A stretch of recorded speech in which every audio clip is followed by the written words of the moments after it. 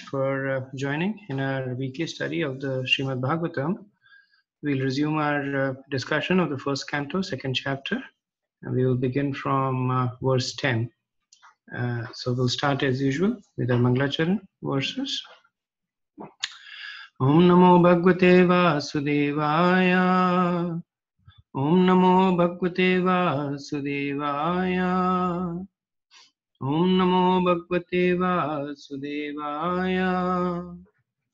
Narayanam Namaskrityam Naram Chaiva Narottamam Devim Saraswatim Vyasam Tujaya Udirayet Nashtaprayesha Bhadreshu Nityam Bhagavata Sevaya Bhagavate Uttam Shloke Bhaktir Bhavatir Naishtiki Shanvatam Skatha Krishna Punnashavana Kirtanam Hridiyantasto Bhadrani Vidunoti Sumutsatam Om Ajnanatimirandasya Jnananjana Shalakaya Chakshurun Militam Yena Tasmai Shri Gurave Namaha Namo Vishvadaya Krishna Krishnaya Bhutale Srimati Om Tatswami Namine Namo Vishvadaya Krishna Krishnaya Bhutale Srimati Bhakti Vedanta Swami Namine. So last week we Hare Krishna Prabhu, 1 second. You muted your phone line. If you can unmute it. Okay, sorry about that. So last week we had concluded a discussion of the 9th verse in the second chapter, first canto, and just to quickly set the context, these verses in the second chapter are basically building towards the process of bhakti. So the first 5 verses were kind of introductory / Mangalacharan verses, where there was just glorification all around. And the 6th and the 7th verses were definition of dharma, or rather definition of paradharma. So we had spent quite some time talking about these 2 verses. The 6th verse was what is the answer to what is something that is for the ultimate benefit of mankind. And then Sutta Goswami had said, Savai Pumsa Paro Dharmo, Yato Bhakti Radoksaja, Hetukiya Pratiyata, Yatma Suprasiddhyati. And then the next question of the sages was that what is something that represents the essence of the scriptures? And the Sutta Goswami had answered with the words Vasudeva Bhagavati Bhakti Yoga Prayojita Janatyashu Vairagyam Jnanam Cha Tad Ahitukam. So in these 2 verses, he had defined what is real dharma. In the next 3 verses, he will define what is not dharma. So, so in the 8th verse, Sutta Goswami he speaks about Vasudeva Bhagavati Bhakti Yoga Prayojita. No, not that one. Dharma Svanushtata Pumsham Vishvaksena Kathasuya Nautpadev Yadirati Shamevahi Kevala. So he said that is not religion that does not invoke in us a desire for Vasudeva Katharuchi. He says that it is essentially Shramevahi Kevala. And in the 9th verse, which we had finished last time, he had spoken about the so to speak the cheating religion. So he speaks the dharmasya haya parvagasya, that all occupational engagements are certainly meant for ultimate liberation. They should never be performed for material gain. Furthermore, according to sages, one who is engaged in the ultimate occupational service should never use material gains to cultivate sense gratification. So basically what he says is that the real purpose of dharma is moksha, not artha, not kam. If one uses for artha or kam, it is considered to be dharma projita. It's considered to be a cheating religion. So now we will continue from 1 to 10. So I'll read the Sanskrit of the verse and then we'll have some discussion. Kamasya nendriya priti labho jive tayavata jivasya tattva jigyasa nartho yasya karmabhi. Translation: life's desires should never be directed towards sense gratification. One should desire only a healthy life or self-preservation, since a human being is meant for inquiry about the absolute truth. Nothing else should be the goal of one's work. So here again, Sutta Goswami is distinguishing real religion by rejecting false religion. So in the previous verse, he had said that all the occupational duty should be only guided towards one's liberation or for making spiritual advancement. So then one may question, then how can one sustain oneself? Because in order to sustain, you need to eat some food. You need artha. You need some money. And you need to have some desires also, at least the desire of self-preservation. You may not have many desires, but at least you should have the desire to sustain your body, to live in a situation where you can still worship. So in this verse, what Sutta Goswami, and one thing that you will notice about Vaishnava philosophy is that it is very practical. So in this verse, what he is saying is that while dharma should not be used for artha and kama, the opposite is okay. Artha and kam can be used for dharma. So you see the subtleties of how the two verses interplay. In the previous verse, he had categorically said that dharma should not be used for artha, and it should definitely not be used for kam. In this verse, he is saying, he's still maintaining the same position, but he is not rejecting artha or kam. He is saying that artha and kam can be used for dharma. So what does this mean in practical terms? So it means that one makes enough money to sustain one's body, to live a healthy life.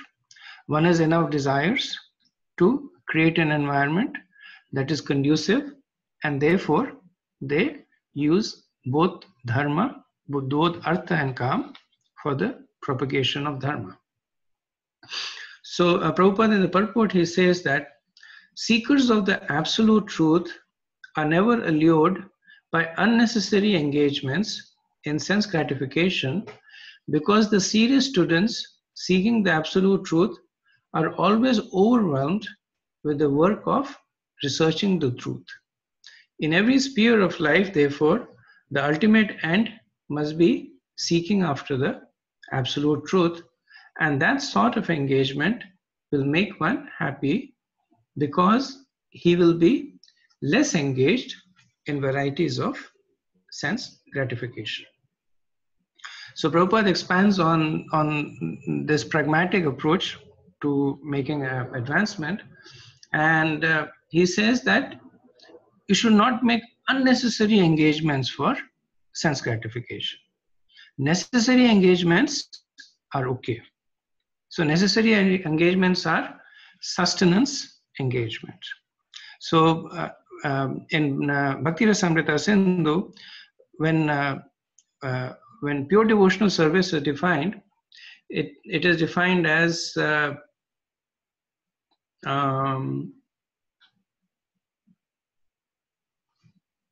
I'm blanking out on that verse.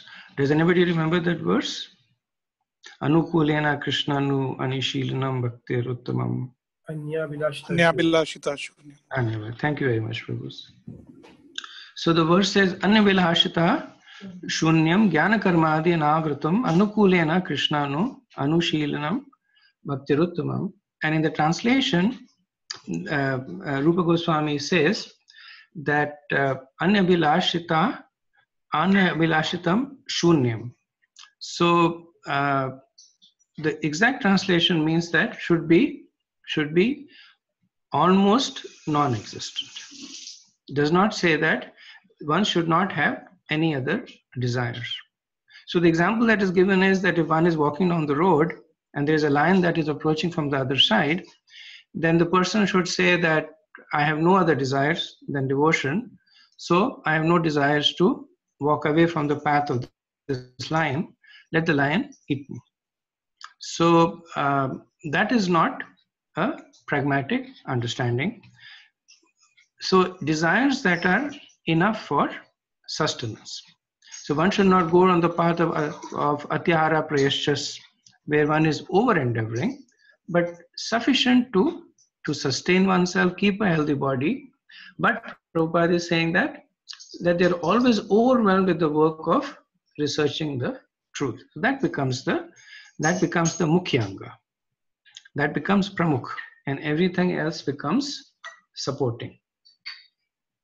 So there is a verse in Isa Upanishad that is almost synonymous to this in terms of purport, which is actually the very first verse in the Isa Upanishad. Ishavasyam idam sarvam yat kinchit jagatam jagat tena taktena bhunjata magrada kasha svidanam. That everything animate and inanimate in this universe is controlled and owned by Krishna. So one should only take what is set aside as one's quota, knowing well to who this belongs to. So in the commentary to this verse of Isa Upanishad, Prabhupada says, the root of sin is deliberate disobedience to the laws of nature through disregarding the proprietorship of Lord. Disobeying the laws of the nature or the order of the Lord brings ruin to a human being. Conversely, one who is sober, who knows the laws of nature and is not influenced by unnecessary attachment or aversion, is sure to be recognized by the Lord and thus becomes eligible to go back to Godhead, back to the eternal home. So same point that is being made as in 1 to 10, that one only engages to the extent that is needed for sustenance. And what does one do with all the time and energy that is preserved from not overindulging in sense gratification? So the third line of the verse gives us that clue, Jivasya Tattva Jigyasa. So Prabhupada would often quote this line, Jivasya Tattva Jigyasa. And this verse is actually considered to be a commentary on the very first verse of the Vedanta Sutra. So as we know that the Srimad Bhagavatam is considered to be a natural commentary on the Vedanta Sutra. So by natural, it means that it is not an overly structural commentary. So it's not that the first verse of the Vedanta Sutras is commented on the first chapter or the first 40 verse or whatever it is. The natural commentary means that the essence is commented upon. Just like to a lesser extent, but just like when Srila Prabhupada wrote Nectar of Devotion, he wrote it as a natural commentary to Bhakti Rasamrita Sindhu. So like the Bhagavad Gita, it is a targeted commentary. For every verse there is translation, then there is purport. Srimad Bhagavatam is a targeted commentary, but Bhakti Rasamrita Sindhu is not. It is more of a natural commentary. But this verse is considered to expand on the very first verse of the Vedanta Sutra, which is Athato Brahma Jigyasa. So this verse says Jivasya Tattva Jigyasa. That it is the purpose of the human life. Jivasya is Tattva Jigyasa, to inquire into the nature of the Absolute. So this prohibition, and one can actually call it a prohibition because it is pretty unequivocal, is a theme that happens pretty consistently throughout the Bhagavatam. And I just want to quote two verses that appear later on the same topic. So there are many verses, but these two are kind of they really stand out. So this is spoken by Maharaj Rishabdev, who's incarnation of Krishna, and he's speaking to his sons. So as we know, Maharaj Rishabdev had 100 sons, and the oldest of them was Maharaj Bharat, who later on became a deer, and then Jad Bharat, and then he had 9 sons who became the Navyogendras, and all his 100 sons were very, very exalted. So he says, I'm not going to read the Sanskrit, just the translation. Lord Rishabdev told his sons, my dear boys, of all the living entities who have accepted material bodies in this world, one who has been awarded this human form should not work hard day and night simply for self-gratification, which is also available even for dogs and hogs that eat stool. So again, this is one of the statements that Prabhupada would speak quite a bit. So we also get an understanding that Prabhupada would sometimes speak things that were seemingly very, very hard, but everything that he was speaking was from the scriptures. So Maharaj Rishabdev continues that one should engage in penance and austerity to attain the divine position of devotional service. By such activity, one's heart is purified, and when one attains this position, he attains eternal blissful life, which is transcendental to material happiness, and which continues forever. So later on, so this is Srimad Bhagavatam 5.5.1. A few verses down, 5.5.4, he condemns a person who does not listen to his previous instruction. In other words, a person who is overindulging in material life. So he says that when a person considers sense gratification the aim of life, he certainly becomes mad after materialistic living and engages in all kinds of sinful activities. He does not know that due to his past misdeeds, he has already received a body which, although temporary, is the cause of his misery. Actually, the living entity should not have taken on a material body, but he has been awarded the material body for sense gratification. Therefore, I think, this is Rishabdev saying, therefore I think it not befitting an intelligent man to involve himself again in the activities of sense gratification, by which he perpetually gets material bodies one after another. So we see that there is an injunction and prohibition. The injunction is one should use almost all the time that is available for making spiritual advancement. And if one does not use, then they will forever be caught in this cycle of birth and death, which basically translates to one misery after another. So question over here is that what is the right amount of prayashchas? Different people have different needs. Somebody might say that I can get by on just one meal a day. Another person may say that amongst the Pandavas, Bhima, he ate more than all the other brothers combined. And not because he was greedy, but because his body was like that. So some people may have more requirements and some people may have less. So how do we know what is the right amount of prayashchas? So Burijan Prabhu, he speaks about this in his commentary. He says that, and so this, he is kind of taking the example of ISKCON as an institution. So he says, we have the buildings of the institutions, but we also want our personal integrity as devotees to remain intact. Therefore, we also need personal expression. Personal expression is an integral part of integrity. With so much happening, we want to be sure that our own head is on our own shoulders. We want to be able to answer ourselves in the quiet hours of the day and remember, why are we doing what we are doing? We have to get to know ourselves, and we can't always do it by playing it safe and never taking risks. Destiny, we cannot improve, but you can improve your Krishna consciousness. It's a very powerful statement he makes. Destiny, we cannot improve, but we can improve our Krishna consciousness. And how do we know when we are over-endeavoring? The point that he makes is introspection. He says we should be able to answer ourselves in the quiet hours of the day and remember why we are doing what we are doing.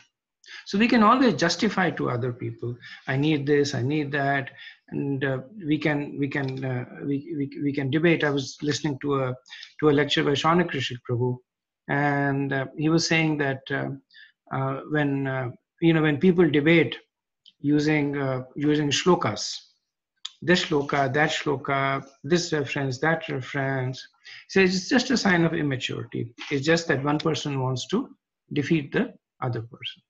But actually, when persons sit down and they ask these fundamental questions, that what are we doing? Why are we doing it? Where is it taking us? Then they will be able to make this determination that this is where we need to draw the line between endeavor and over endeavor. So this ends the section of the Bhagavatam, the 6 verses from 125 to 110.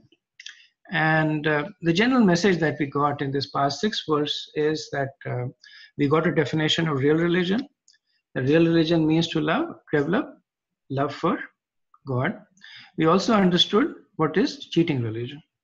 A cheating religion is using dharma for artha and artha for kam.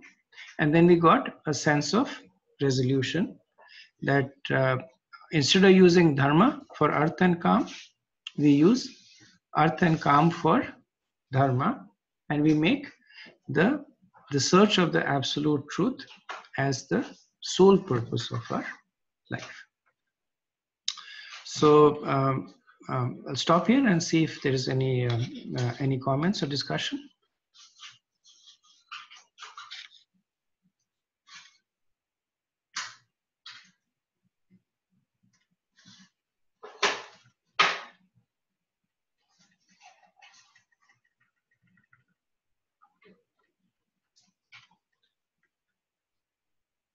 Okay, if not, then I'll continue with the next. Hare Krishna Prabhu, Gaur Sundar Das here. Hare Krishna, Gaur Sundar Prabhu, my obeisances. Please accept my humble obeisances. Prabhu, you mentioned about 2 types of commentaries, the natural commentary and targeted commentary. I was not able to understand the difference between those 2. So, Prabhu, if you look at the, so you have obviously read both Nectar of Devotion and Bhagavad Gita, right? So in the Bhagavad Gita, the commentary follows the structure of the Gita. So Prabhupada starts from first chapter, first verse, gives his commentary, first chapter, second verse, gives his commentary. So the purports that he writes are relevant to that particular verse that is commenting on. So you can always take a commentary and correlate back it to that this commentary is for this particular verse. That's targeted commentary. Natural commentary is Nectar of Devotion, where Prabhupada doesn't start with Bhakti Rasamrita Sindhu 1.1.1, 1.2, 1.3. What he does is that he takes a set of verses, he kind of extracts the essence of it, and then he writes a commentary on it. So the commentary is more on the subject matter. It's more at a higher level of abstraction, and not so much on each and every verse. So similarly, the Srimad Bhagavatam, it's a natural commentary of the Vedanta Sutra. So the Vedanta Sutra has whatever, I think it has about 650 verses or something like that. So it's not that the Bhagavatam starts with Vedanta Sutra 1.1 and then goes like that, but essentially it is commenting on the same topics that the Vedanta Sutra is all about. So it's considered to be a natural commentary. So something like Govinda Bhasya, that is more of a targeted commentary, where every verse of the Vedanta Sutra is taken and a commentary on it has been written by Baldev Vidyabhushan. Thank you, Prabhu. Sure. Anything else? Hare Krishna, Prabhu. Can you hear me? Hare Krishna, Sarang Prabhu. Yeah, Prabhu, I just want to clear this. You said use artha and kama for sustenance, I mean to get dharma. But to ultimately achieve moksha? Yes, Prabhu. But when we say moksha, moksha is mukti. Is it not like attaining the impersonal Brahman mostly when we say mukti or moksha? It could mean that. So it all depends on. I believe it was in the last class or maybe earlier class when we were discussing that how the word Atma could mean many things. Mm-hmm. When you say Atma, it could mean yourself. It could mean your subtle body. It could mean your spiritual self. It also means Krishna. Depends on the context. So similarly, moksha, liberation, it could mean getting liberated from the modes, which means ascension to the upper planetary system. So that is considered to be moksha. That is actually the more conventional use of moksha, that going to Svarglok, which is basically entering into strongly in the mode of goodness and getting liberated from the more passion and ignorance. Then the Brahmavadis use moksha, saying that we will enter into the Brahman. And the devotees, they use moksha to say that we will now be a part of Krishna's servants. We will now serve Krishna. So moksha essentially means that being freed from, right? And where you go after you're freed, that depends on your conception. Okay, thank you. Okay. Okay, so there's a question. Destiny, we cannot improve, but we can improve our Krishna consciousness. How to identify if it's coming from mind and what is coming from soul?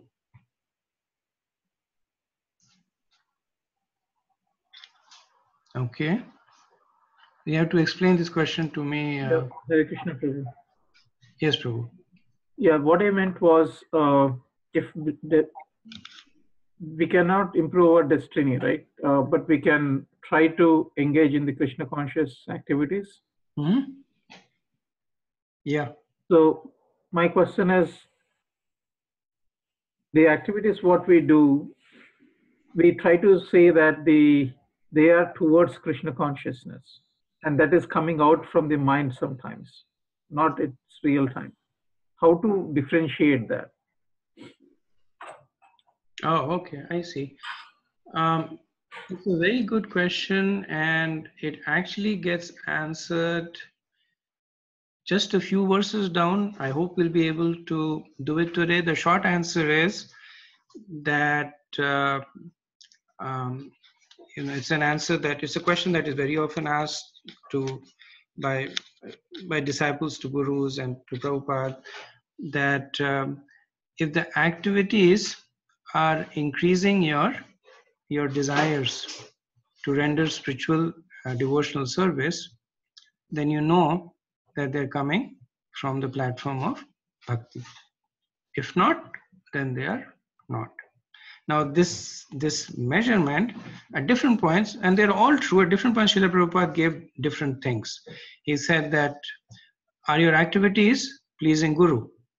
Then you should know that they are coming from a spiritual platform. Are your activities increasing your material renunciation? Then you know. Are your activities increasing your desire to chant? Then you know.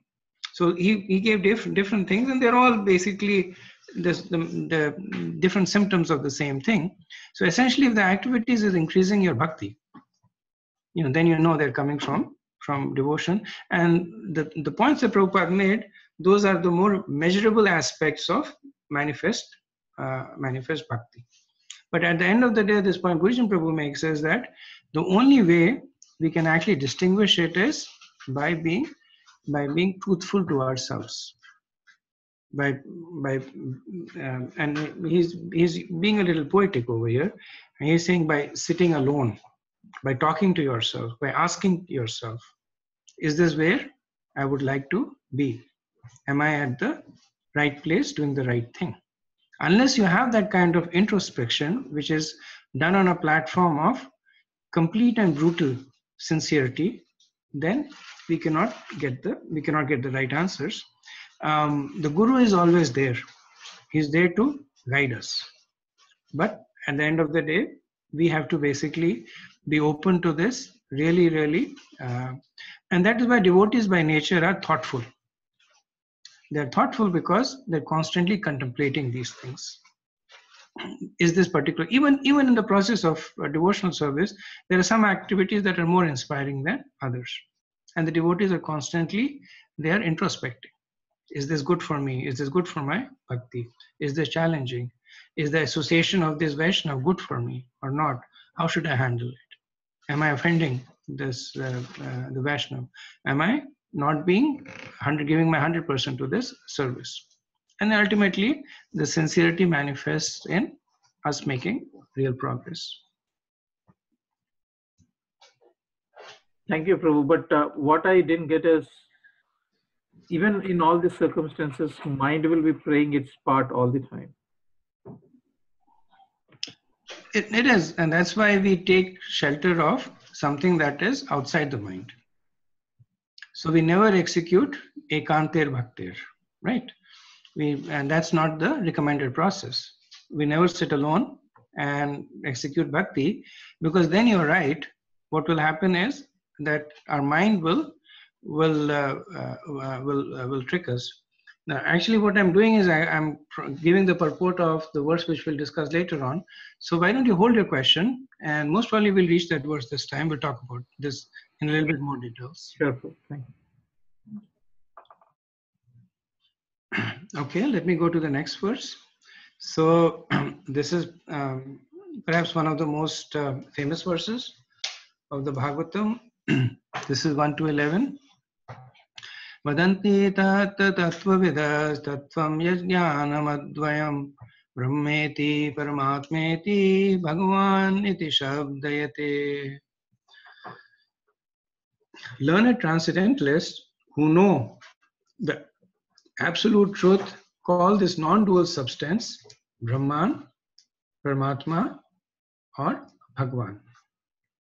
So in the previous set of verses from 1.5 to 2.5 to 2.10, what we had understood, or what Sutta Goswami instructed us, was the purpose of life is to realize the absolute truth. So now the sages might ask that what is this absolute truth? Tell us more about it. So this verse and the next 5 verses, so 1 to 11 to 15, these 5 verses, they are Sutta Goswami explaining the absolute truth. And then he uses a format that you will see that is used very often by scholarly Vaishnavas or scholars anywhere, that he first states the principle, and then he elaborates on it, and then he will address any refutations, any challenges to it. So he starts off by stating the principle, and what is this absolute truth? So this verse is one of the 2 Paribhash Sutras of the Srimad Bhagavatam. So Paribhasha means definition. So this verse and the other verse comes in the 3rd chapter, 1st canto, 1.3.28, which is again a very famous verse. Itecham sakalapamsa krishnastu bhagwan swayam indrari vyakulam lokam mridayante yuge yuge. So these 2 verses are considered to be the defining verses of the Srimad Bhagavatam. They're also known as Mahavakya. So Mahavakya means major principle statement, and generally in scriptures there is a Mahavakya that will appear typically earlier on in the scriptures, and the purpose of the Mahavakya is that it is the lens through which the rest of the scripture is viewed. So if there is any verse that comes later on that is not that is seemingly ambiguous meaning, then it is looked at from the perspective of the Mahavakya. If there are any set of verses that seem to contradict one another later on, then that contradiction is resolved using the Mahavakya. So the Mahavakya is basically the ultimate point of resolution. So in 1 to 11, the absolute truth is defined. In 1 through 28, who is that absolute truth is given to us. So here the three aspects of the absolute truth is given. And then in 1 through 28, it is said, Ete chamsa kala pumsa Krishnastu Bhagavan Swayam. Who is this absolute truth? So when we combine the two, we get a complete definition of the absolute truth. What is it and who is it? So we'll spend a little bit of time understanding this verse because it is so important. And because the verse is important, we say that Sutta Goswami is careful when he composes this verse. He says, Vadanti Tattva Tattva Vidas. So Tattva Vidas translates to those who know the Tattva. So he wants to make sure that we understand that this is something that is coming through a bona fide disciplic succession. And this point is made in the first chapter over and over again. So very similar to the mood of Krishna in 434, where he says, Tadvidi Pranipatena Pariprashnena Sevaya Ubdakshanti Te Jnana Jnanina Tattva Darshana. So one who has seen the truth can speak the truth. So here again, Sutta Goswami is saying that learned transcendentalists who know the absolute truth. So he's not saying that I think it is like this, or my uncle told me it's like this, but he is submitting to the disciplic succession and a bona fide disciplic succession that Vadanti Tattva Tattva Vidas. And how has the knowledge come down to him? Vadanti iti shabdayate. So Vadanti means that they say. So as we know, we get knowledge through empirical observation, pratyaksh praman, right? Or we get knowledge through extrapolation, through anuman praman. And we also get knowledge through Shabda Praman. And Srila Prabhupada says that the highest is Shabda, if it is from a bona fide source. So Sutta Goswami here says, Iti Shabdayate. That is what we hear. So he's also making the point that the basis of Shabda is faith. Because the topics that are being discussed are highly transcendental, that are way beyond our empirical senses, that are beyond the abilities of a comprehension, we can only accept it based on Shabdayate. So we accept it on the basis of the spoken word by the Tattva Vidas. So he's pinning down both the source and the medium.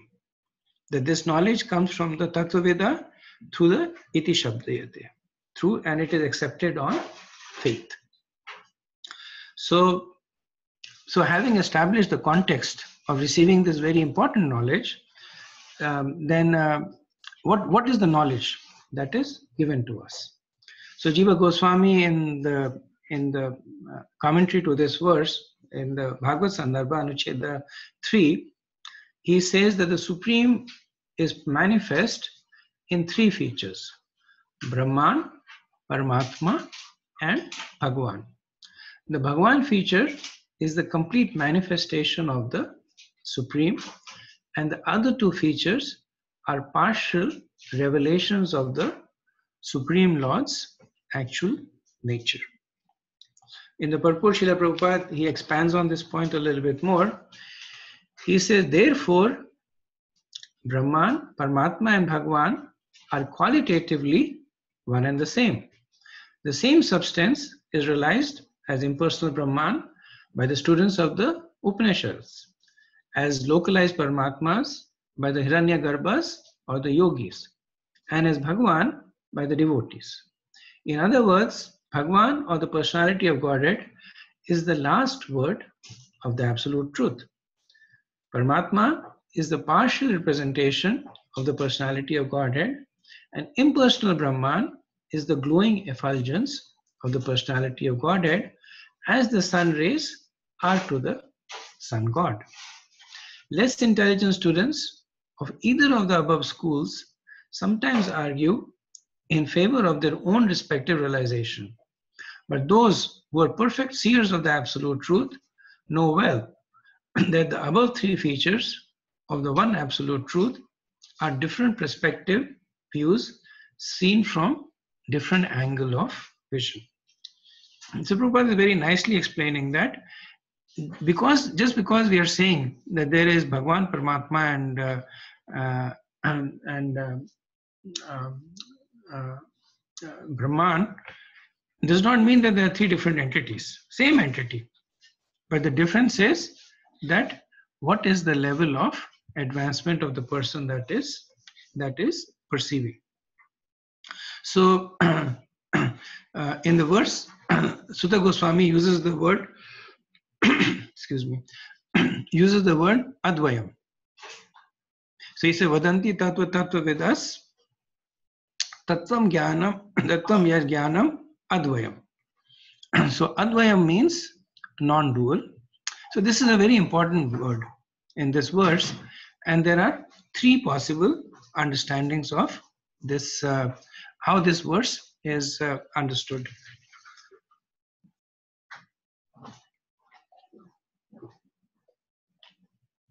So first is when we apply to the point that we just discussed, that the three manifestations are Advayam. So there is no difference between Bhagwan, Paramatma, and Brahman. They are essentially the same. The difference is in the way that they are being perceived. The underlying tattva is not divided. The division is coming because of the different levels of the spiritual advancement of the perceiver. Sometimes, and in the earlier stages, we denigrate the Brahman. We say, oh, this is Brahman. This is Brahman realization, Brahman, whatever it is. But actually, Brahman is not different from Krishna, just like Paramatma is. What we, to some extent, could denigrate is people who consider the Brahman to be the all in all. That is incomplete realization. So Jiva Goswami in the Bhakti Sandarbha, he asks, what is the absolute truth? And in the answer, he quotes this verse, and he says, by using the word Advayam, not divided into parts, and by showing that the three aspects of the Supreme are non-different, the Lord's nature as the master of potencies is accepted. So that is the first understanding of Advayam, that these three are that the underlying absolute truth is Advayam. Just because we are saying that it is Brahman, Paramatma, and Bhagwan does not create any division in the underlying absolute truth. It is Advayam. So this is Advayam that is applied to the absolute truth. Second understanding of Advayam is that the word Advayam is applied to each of these three realizations. So the Brahman is Advayam, the Paramatma is Advayam, and Bhagwan is Advayam. That when we because the Brahman is not different from Bhagwan, it inherits the same quality of being Advayam. And the same, so one should not think that because the Brahman is a partial realization, the Brahman is also a differentiated realization. It also has the same quality of Advayam that the absolute truth has. The Paramatma has the same quality of Advayam. One should not think that the Paramatma in me is different from the Paramatma in another jiva. Because every living entity has has so to speak their own Paramatma with them, but they are Advaya. They're all the same. And similarly, Krishna is Advaya. So this is the second understanding of Advayam that is applied to each of the three understandings of the Absolute Truth. So the third understanding, which is takes a little bit of thinking, is given by Srila Prabhupada in the purport to this verse. So he says that the Absolute Truth is both subject and object, and there is no qualitative difference here. No qualitative difference here that we understand means Advayam. Absolute truth, we understand that Prabhupada is talking about absolute truth. But then what does it mean when he says that it is both the subject and the object? So, so and Prabhupada's English was always very, very precise. He used it to say exactly what he means. So in an English sentence, the subject is that which acts, and the object is that upon which the action is performed. So supposing I say that I love Krishna, so then I am the subject because I am doing the action. The action is love, I am doing the action, and Krishna is the object because the action is being performed on Krishna, the action being love. So this we also understand is the same understanding of Krishna as the Ashraya, that he is the shelter of all the actions that are being performed. He is the object. In fact, in Chaitanya Charitamrita, one of the reasons that Krishna came as Chaitanya Mahaprabhu, and I'm paraphrasing here, that Krishna says that I'm always being the object, but I'm never the subject. I don't know what does it mean to love me. I'm always loved. Everybody loves me, everybody wants to serve me, but I don't know what it means to love. I don't know what it means to serve. And that's why he came in the mood of his own devotee. So when Prabhupada says that there is no qualitative difference between the subject and the object, in this context, the subject is the jiva and the object is Krishna. So essentially what Prabhupada is saying that both the subject and the object are Advayam because they are both spirit soul. Now one might say that this is Bhagavad Gita, chapter 2, verse 12. Why is Prabhupada talking about it in Srimad Bhagavatam 1 to 11? And Prabhupada wants to make an important point based on this understanding. So in the purport he further goes, he says, in the relative world, the knower is different from the known. But in the absolute truth, both the knower and known are one and the same thing. In the relative world, the knower is the living spirit or superior energy, whereas the known is the inert matter or inferior energy. Therefore, there is a duality of inferior and superior energy. Whereas in the absolute realm, both the knower and the known are of the same superior energy. So what's the point that Prabhupada is making? Is that when the jiva begins their spiritual life, when the jiva begins their spiritual endeavor, then they become Advaya. Until that point, what is the relationship between the knower and the known? The knower is spirit, the known is matter. So that's what we are trying to do when we are involved in material pursuits. We are trying to find the law of gravity, the law of motion, the law of nuclear explosions. So there are so many material laws that we are finding, but they are all non-spirit. So that they are dvayam. There is a difference between the two. But when we turn our attention to Krishna, then there is no difference between the knower and the known. The knower is spirit, the known is spirit. So qualitatively, they are the same. Quantitatively, they are different. The knower is infinitesimal, the known is infinite. So this advayam is basically then used to qualify a jiva who is making spiritual progress.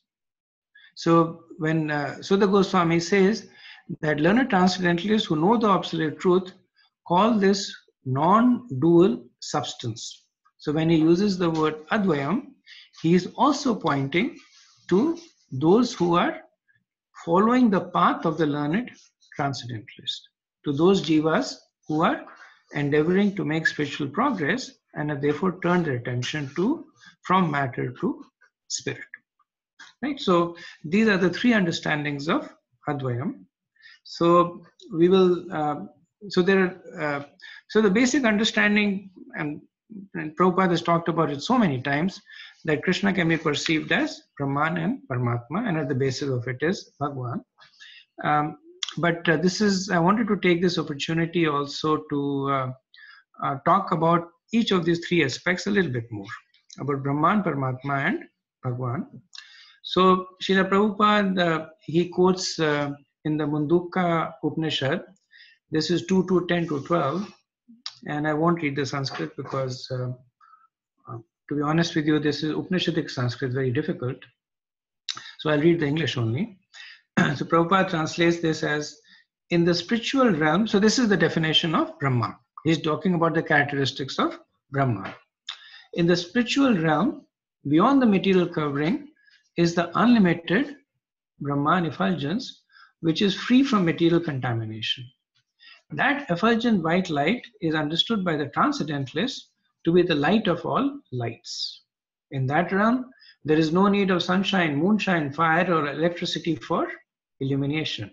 Indeed, whatever illumination appears in the material world is only a reflection of that supreme illumination. The Brahman is in the front and in the back, in the north, south, east, west, and also overhead and below. In other words, that supreme Brahman effulgence spreads throughout both the material and the spiritual skies. So this is giving us an understanding of what the Brahman is, which is from what we understand is the all-pervasive effulgence that is present both in the spiritual and in the material world.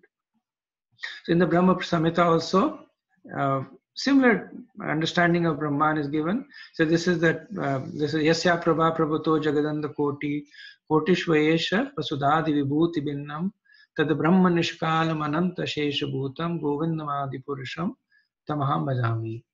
In the millions and millions of universes, there are innumerable planets, and each and every one of them is different from the others by its cosmic constitution. All these planets are situated in the corner of the Brahma Jyoti. This Brahma Jyoti is but the personal rays of the Supreme Personality of Godhead Govinda, whom I worship. So this Brahman is basically the light that is emanating from the body of Krishna. That's why we say that it is the manifestation of Krishna. And in the Bhagavad Gita, Krishna himself, he confirms it. He says that, and I am the basis of the impersonal Brahman, which is immortal, imperishable, and eternal, and is a constitutional position of ultimate happiness. This is Bhagavad Gita 14:27. So this is a brief understanding of what the Brahman is, that this is the effulgence of Krishna that spreads over the material and the spiritual world, and it is the source of all the lights that come in. It is all pervasive, and it is the destination that is sought by the Gyanis. So Paramatma So in again the Mundaka Upanishad, one of the understandings of Paramatma is given on the same tree. So this is 3.1.1 Mundaka Upanishad. On the same tree, two birds are perched, associated as a pair. Of these, one eats and tastes the fruit, and the other is that which does not eat but just looks on. And I remember seeing a picture also, I'm not sure, maybe it's in the Bhagavad Gita, of a tree with two birds, and the one bird is eating the fruit and the other bird is looking at it. So the fruit is that of material enjoyment, and the bird that is eating the fruit is the jiva, and the other bird that is simply acting as a witness is the Paramatma. So the point that is made over here through this metaphor is that very closely associated with one another, but the jiva is Bahirmukhi jiva. He has turned his face away from Krishna or Paramatma. But the Paramatma is not just actively witnessing. The Paramatma is not passively witnessing. The Paramatma is also, the Paramatma is basically doing everything. Because the soul in the material world cannot do anything. Even if we have to move our hand, the Paramatma moves it for us. Even if we have to do something as simple as blinking our eyelid, the Paramatma does it for us.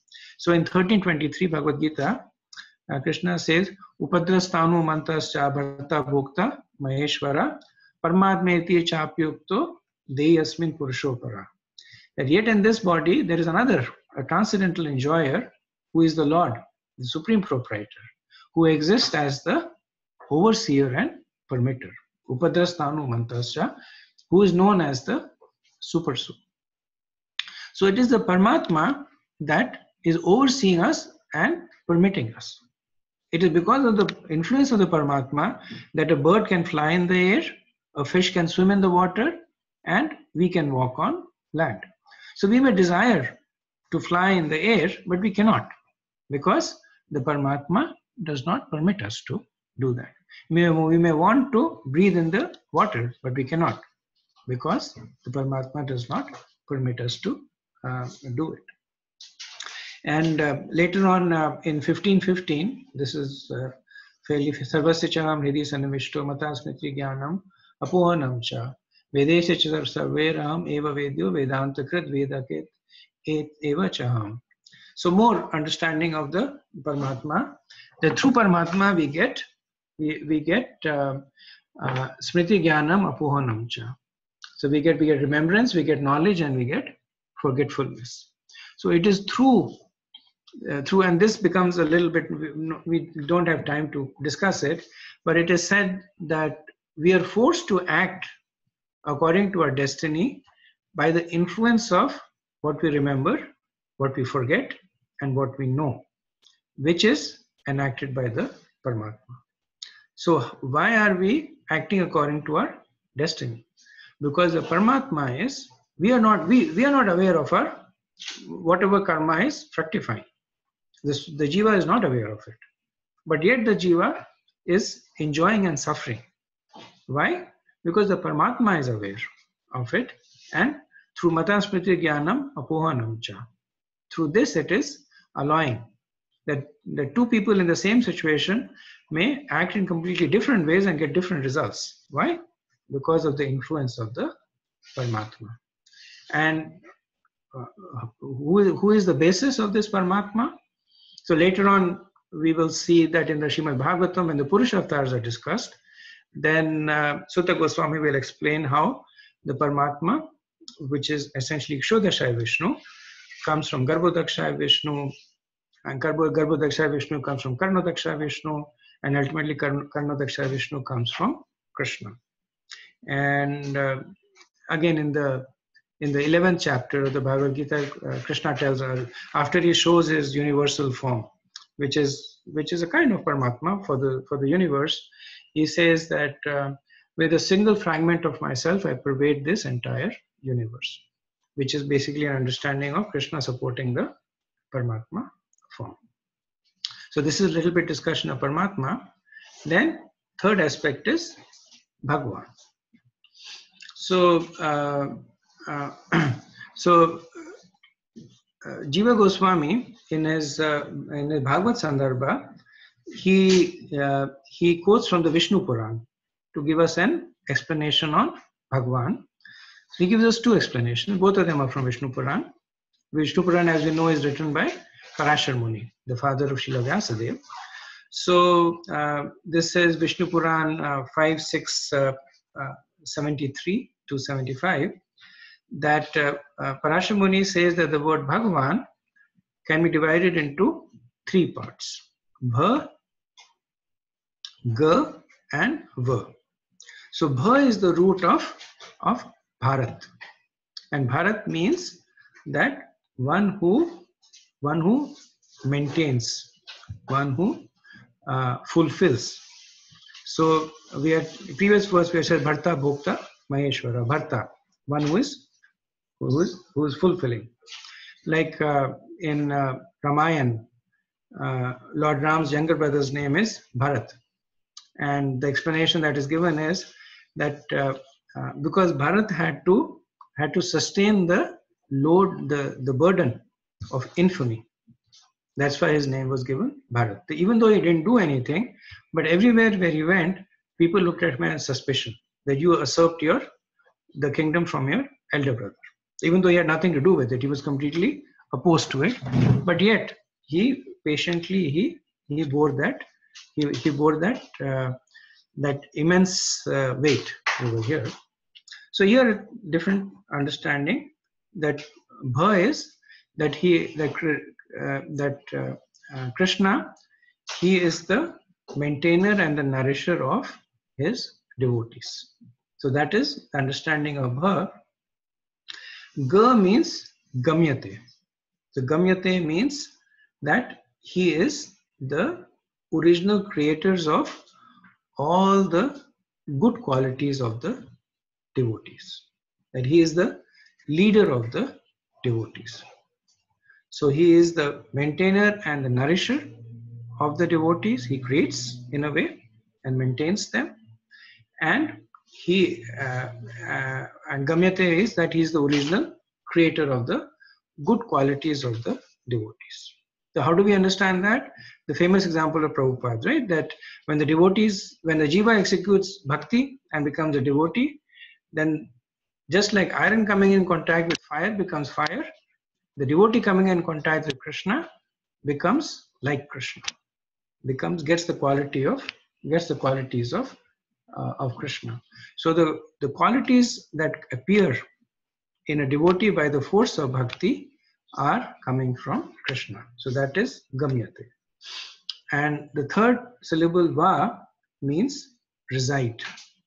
So all the material elements and all living entities reside within the Supreme Lord. And because he resides in the hearts of all conditioned soul, he is addressed by the syllable Va. So Bhagavan is the creator, maintainer, nourisher of the devotees and the supporter of everything. So he is supporting even the non-devotees. He is supporting even that which is inanimate. But he is specially known for the fact that he is the maintainer and the nourisher of the devotees. He is the source of all their good qualities. So that is one definition of Bhagavan given by Parashar Muni in Vishnu Puran. Then another definition which comes in 6.547 Vishnu Puran. So this is a verse that Prabhupada quotes in the Bhagavad Gita also, that Aishwarasya Samagrasya Virasya Yasya Shriya Jnana Vairagyayos Cheva Sanam Bhaga Itingana. Bhagavan, the Supreme Personality of Godhead, is thus defined by Parashar Muni as one who is full in 6 opulences: strength, fame, wealth, knowledge, beauty, and renunciation. The suffix va means he who possesses, and grammatically adjusted becomes Van. Therefore, Krishna is known as Bhagavan. So, So these qualities, these 6 qualities, they come from the 6 syllables in Bhaga. So from the 6 syllables in Bhaga, these 6 qualities come, and one means that one who possesses it. That nobody is stronger than Krishna. Nobody is more famous than him. Even the atheists know him. Even those who do not know him, do not believe in him, know him. He owns everything. He knows everything. So he is the most powerful. And then there are other verses. I'll go quickly just because. So these are from the Sandarbhas, but good for us to know them. In the Moksha Dharma, the Jiva Goswami says the great sages who seek the truth with thorough philosophical analysis have concluded that the supreme truth is Lord Narayan, known as Hari, who is the master of Yogamaya. So the Narayana Upanishad adds that Narayana is the supreme Brahman. Narayana is the absolute truth. And this is confirmed in Shruti Shastra by Sripad Ramanacharya. The one supreme personality of Godhead is Lord Narayan. He is transcendental, self-manifest and sinless. The earth is his body, the soul is his body, the unmanifest Pradhan is his body, the imperishable Brahman is his body. He is the super soul present in all creatures. So in this way, Jiva Goswami, he concludes with many scriptural passages that the Bhagwan feature of Krishna supports everything and is the ultimate truth. And one of the first verses in Brahma Samhita that we all memorize is Ishvara Parama Krishna Sachidananda Vigraha Anadir Adir Govinda Sarvakaran Karan. That there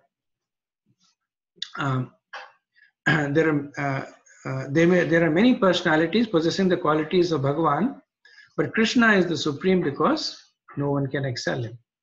He is the supreme person and his body is eternal, full of knowledge and bliss.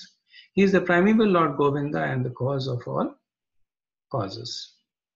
So through this verse, we have understood that the supreme absolute truth is perceived as Brahman, Paramatma, and Bhagwan.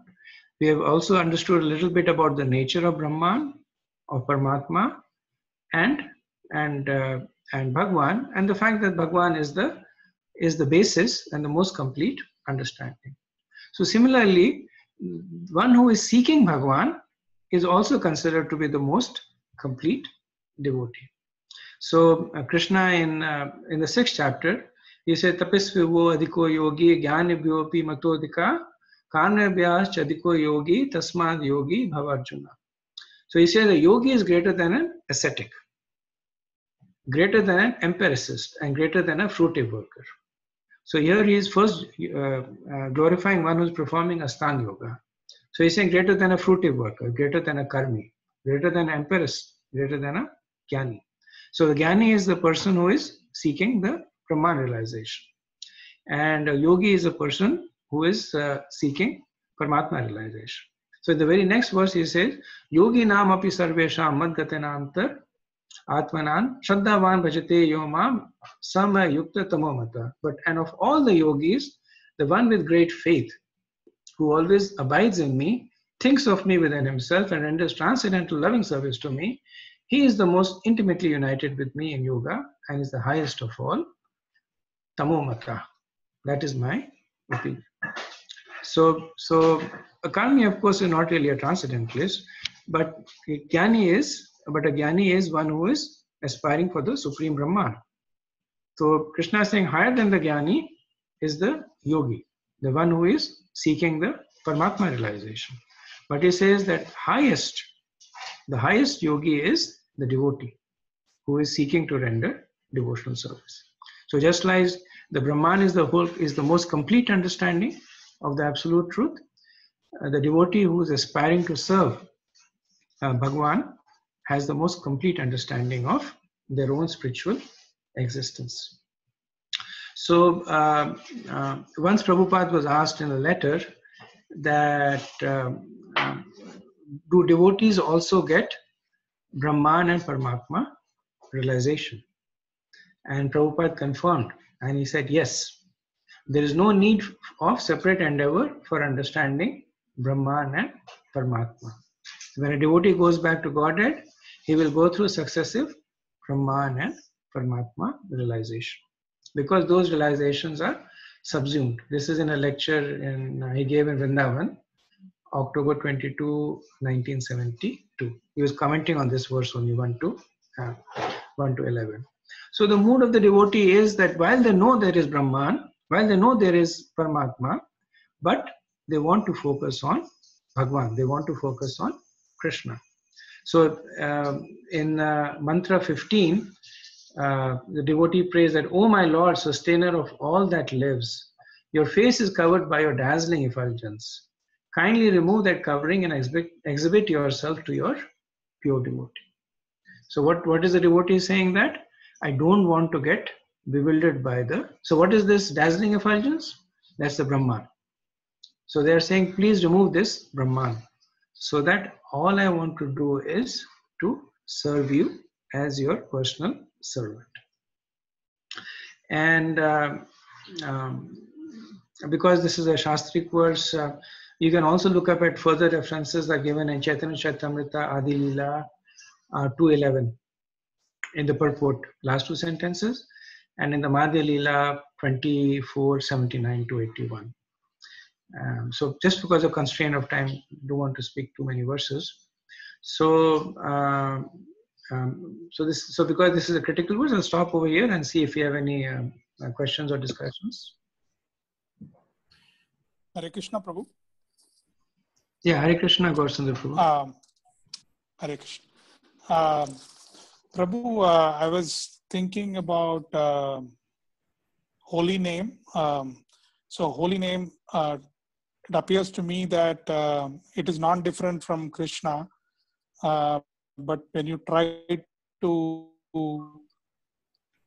put holy name in one of these three, we sometimes say Shabda Brahman. Holy name is Shabda Brahman, but Brahman actually is the effulgence of Krishna, which is the bodily effulgence, the light.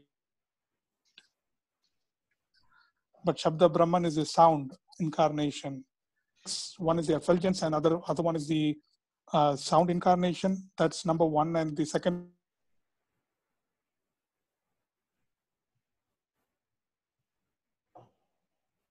I think I lost you, Prabhu. Can't hear you. Is holy name totally different from real? Question was, is holy name kind of fourth dimension out of these three? No, that is separate? No, it's not the fourth dimension. The holy name is the holy name is our way to access. Is our is how we connect to Krishna.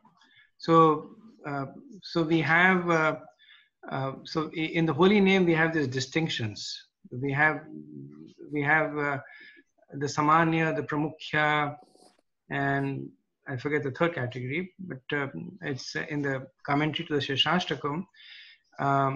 So like the Om. So Om is the Shabda Brahman, which is basically through the sound incarnate. Through the sound, it is giving us access to Brahman. Just like when we say Krishna, so Krishna is giving us access to Krishna's to Bhagwan Swayam. And then there are other names of Krishna that are giving us access to Paramatma, like Janardhan, Jagannath. So the attributes of Krishna through which he is supporting and maintaining Paramatma, he is supporting and maintaining, they are giving us access to that aspect of realization. So they're not a fourth dimension, they're basically the corresponding sound incarnations of these three aspects. Thank you, Prabhu. Thank you, Prabhu. Good question. Hare Krishna Prabhu, just a comment. It's not also, when we talk about the Bhagavan, it's not also the Achinta Bheda Bhed Tattva principle? Okay. Can you explain yourself a little bit more, Prabhu? No, the principle of oneness and non-difference, simultaneous oneness and non-difference. It's Paramatma, but it's also Bhagavan. In qualities, they're the same, but and the jivas. So the Bheda Bhed Tattva is generally used in two contexts. One is to explain Krishna's relationship with the material world, and the second is to explain Krishna's relationship with his energies. And I guess the point you're making is that this could be used in that context. I honestly don't know. I've never heard about it in that context. That these that these three are that there is Achinta Bheda Bhed in these three. I mean, if you Because I think in the previous verse we said that the soul, the jiva, has the same quality as Paramatma. but that is not Achintya, right? So Chaitanya Mahaprabhu actually he coined the term Achintya Bheda Bhed Tattva to basically explain certain aspects of oneness that were inconceivable. That how can Krishna be in the material world but not of the material world? How can he sustain the whole chapter 9, right? The set of verses that come up in the beginning, where Krishna says that just like the wind blows in the sky, those are classical Achinta Bheda Bhed verses to say that they are one and there's one and not but still different. Like I said, the other way is to explain the relationship between Krishna and his energies. That Maya Devi is an energy of Krishna, same but still different, because the energies are non-different from Krishna, but they're different because they depend on Krishna, but Krishna does not depend on them. So that's to some extent that is the Achintya conception. Something I can look at. I'm like I said, I've not heard of Achintya being used in this, but we are actually fortunate because we have Narayani Mataji staying with us for a few days, and most of the discussions that I do over here are actually based on a Bhakti Vaibhav course that she gave in Vrindavan. Gurijan Prabhu and Narayani Mataji, they gave it in Vrindavan quite some years ago. I think now it's almost, I believe almost more than 10 years ago. So I'd actually requested her if she could speak today, but she just flew in and she said 8 p.m. is my bedtime. So she went. But I'll check with her and get back to you, Prabhu. Okay, thank you.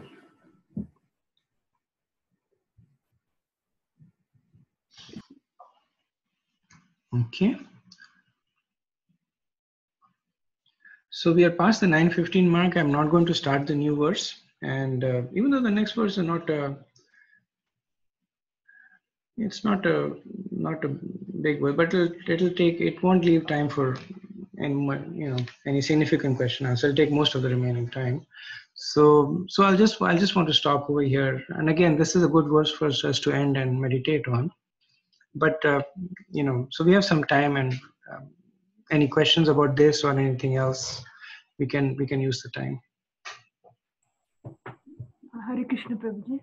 Hare Krishna. Hare Krishna, Mataji. Prabhuji, I wanted to know, understand in detail about Ashraya Tattva and Vishaya Tattva. Is it same as object and subject? Vishaya is object and Ashraya is subject. Similar? It is similar. So Krishna is the Krishna is the Ashraya. Oh. He is the object. So everything that we do is basically for devotees, it is centered to Krishna, and the devotees are the doer. So they are the subject, and Krishna is the object. So Krishna is the ashraya, and so in terms of the doer, I'm not sure if Vishaya is. What's your understanding of the Vishaya Tattva? I thought Krishna is. I thought Vishaya means object. Oh, Vishaya means subject. Now I get it. Yeah. I was a bit confused, Prabhuji, about that. Vishaya. No. I mean, I'm as part of the ashraya. I'm clear that ashraya means because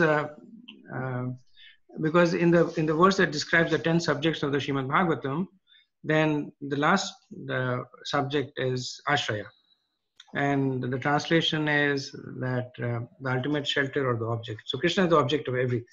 So that is ashraya. And Vishaya, my understanding, is the doer, the subject. Living entity. That is the jiva who's doing stuff. But again, let me take this as a note, and I'll confirm it. Okay, thank you. So nice questions that force all of us to think a little deeper.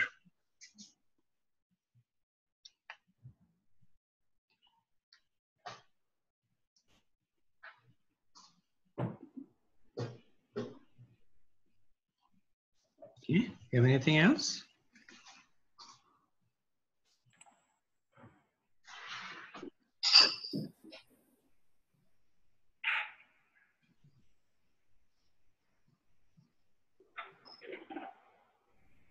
Okay, so if not, then I'll end here. And also wanted to share that kind of working with Prem Kishore Prabhu, he didn't volunteer, but I volunteered him to also send out self-study questions after we do the verses. So I've got this self-study course from MIHE, Mayapur Institute of Higher Education. It's the kind of the Mayapur counterpart of VIHE. And they have compiled, so their format is a little different. Their focus is more on Swadhyaya. They understand their format is that the people who do Bhakti Vaibhav, 75% of it is self-study, 25% of it is study with discussion format. So, but the questions are nice, and I've so Prem Kishore Prabhu, you have received the questions, right? Yes, I did receive. I was just thinking how to approach. So I will talk to you, Prabhuji. Then, yeah. Okay, so my sense is that, whatever verses that we do, if you can distill out the questions for those verses, and at the end of the discussion, send it out to the group. So while the discussion is fresh, then they can look at the question. And like I said, if you have any clarification on the questions, or if you want to start a discussion on the questions, then please make use of the Google group email. So not just for me, but for just discussions amongst one another. So Prabhuji, it's called Hello? No, you can talk. The Krishna is called Ashraya because he provides shelter to all beings. That's why. I mean, I understand the words, but I want to understand little bit detailed explanation. I mean, next time whenever. I can definitely do that. I mean, your understanding is I more. wanted to understand why we are Vishaya. Right. Why Krishna is Ashraya like that. Yeah. So Ashraya explanation is more straightforward, right? Because Krishna is the ultimate shelter. So one understanding of Ashraya is that one who gives shelter. So he's the ultimate shelter. And especially for devotees, but for everybody, he is the ultimate shelter. He's also the ultimate object. Everything that we do is to make spiritual advancements. Krishna is the shelter of that. But this interplay between Vishaya and Ashraya, let me do a little bit more, and maybe we can discuss it in the next week's class. Sure. Thank you.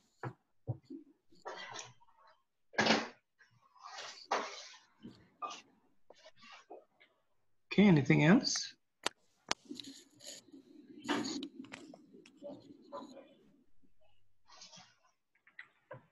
Okay, if not, then we'll end at 1 to 11. Next week we'll start with 1 to 12. Vanchakalpatarubhescha kripa sindhubhyo Vaishnavebhyo namo namaः. अनंत कोटि वैष्णव वृंद की जय, शिला प्रभुपाद की जय, Premanand Hari Thank you, Prabhu. Hare Krishna. Thank you.